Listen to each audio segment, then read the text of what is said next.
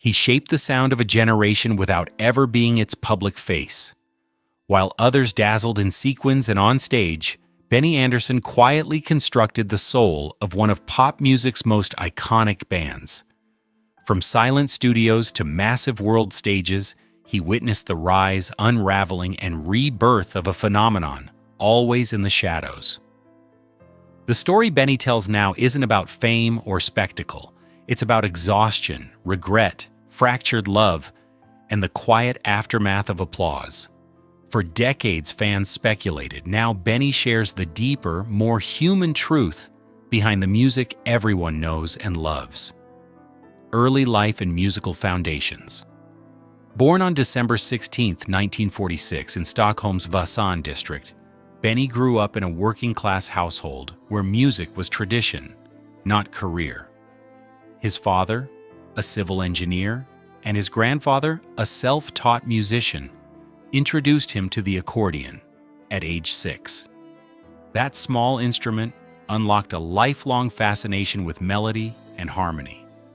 Unlike peers seeking stardom, Benny sought understanding. He taught himself piano by ear, replicating melodies after hearing them once or twice. By 10, he was performing at family gatherings and school concerts, already known for his sensitivity to tone and emotion rather than showmanship, laying the groundwork for his future as a musical architect. The Swedish Beatles and early recognition. At 18, Benny joined the Heapstars, a Swedish rock band often called the Swedish Beatles. His arrival transformed their sound almost overnight with hits like Sunny Girl and Wedding, composed by Benny himself. These early successes honed his skills in studio arrangement and live performance. Though not the spotlight seeker, he became known as the band's musical brain, quietly mastering both the artistic and technical sides of the industry. Benny's instinct for melody, harmony, and precision began to define his career. While others chased fame, he cultivated mastery, laying the foundations of what would later become the globally celebrated ABBA sound. Meeting Björn and the birth of a partnership. In 1966, Benny met Björn Ulvaeus while performing at a mutual friend's party. Björn, part of the Hootenanny Singers, shared Benny's love for harmony, arrangement, and meticulous detail. Their jam session sparked an immediate musical partnership, soon growing into a collaborative force. Over several years, they experimented with songwriting and arrangement, even composing for other Swedish artists. Their partnership balanced perfectly. Benny, the emotional composer; Björn, the witty lyricist. Beyond music, they shared a mutual understanding and trust, forming a bond that would become the backbone of their future band. Their collaboration emphasized craft, precision, and emotional resonance, setting the stage for global pop stardom. Joining forces with Agnetha and Annie. By the early 1970s, Benny and Björn expanded their collaboration to include Agnetha Fältskog and Annie Frid Lyngstad, two accomplished Swedish vocalists. Their initial group, under the unwieldy name Björn and Benny, Agnetha and Annie Frid, combined individual talent into an electrifying synergy. Though their first attempts at Eurovision in 1973 failed, they persevered. In 1974, Waterloo won the competition, launching them onto the international stage. Shortly after, they adopted the simpler name ABBA. While audiences were drawn to the charisma and visuals of Agnetha and Annie Frid, and to Björn's clever lyrics, it was Benny who meticulously sculpted each song, orchestrating the harmonies, instrumentation, and emotional core that defined ABBA's enduring appeal. Sonic perfectionism in the studio. Benny approached music like an architect. Each song was a canvas, chords, silence, melody, and harmony carefully layered to evoke maximum emotional impact. He experimented with synthesizers long before they became mainstream and could spend days perfecting a single harmony until it felt right.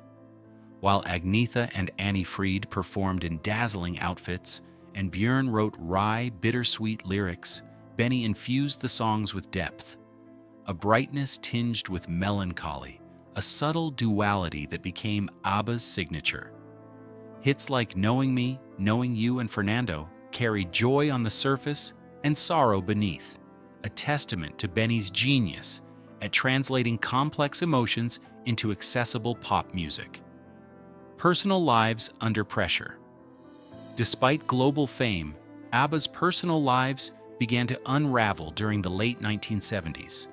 Björn and Agnetha divorced in 1979, injecting subtle tension into studio sessions. Benny and Annie Fried, once considered a perfect musical and romantic match, faced their own challenges. Benny's perfectionism, critical in creating the music, left little room for emotional availability at home. By 1981, he admitted to falling in love with Mona Nurkel, a television producer, creating a quiet rupture in his marriage. These personal fissures mirrored the band's professional struggles, proving that even pop perfection could not shield them from the fragility of human emotion. The legacy of emotional depth. ABBA's songs were more than chart toppers. They were emotional maps of the band's experiences. Benny composed to process feelings he could not express directly. I gave my best lines to songs, not to the people who needed to hear them, he admitted. This creative coping mechanism infused the music with raw authenticity, blending heartbreak and joy in ways fans felt instinctively. Benny's careful architecture of sound masked personal pain, creating songs that resonated across generations. Even as fame and glamour surrounded him, his inner world remained private, translating human fragility into melodies and harmonies that transcended cultural and temporal boundaries. Reimagining performance with technology, decades later, Benny helped bring ABBA into the digital age with ABBA Voyage, a groundbreaking digital concert using avatars of the band's 1979 selves. This innovative approach blended motion capture, live instruments, and immersive stagecraft. Benny oversaw every detail, ensuring the music maintained its emotional precision.